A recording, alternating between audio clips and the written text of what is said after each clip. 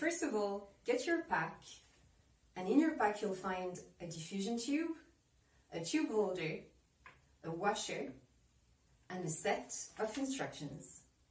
So here is the tube holder. At the back of it you'll see a film, so just remove that film off the sticky tape and it's ready to install.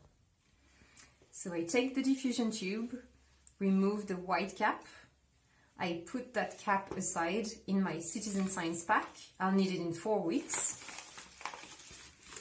Then I take the washer and I slide it up the tube and it's ready to slide into the tube holder now. Clean a small area of the window and then let it dry for about a minute.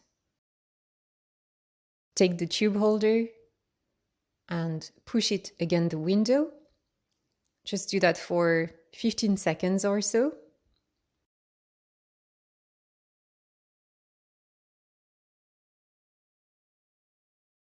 Take the tube with the grey cap on top and slide it into the holder.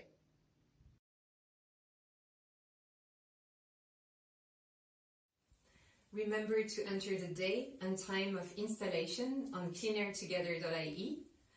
Thanks a million for your participation.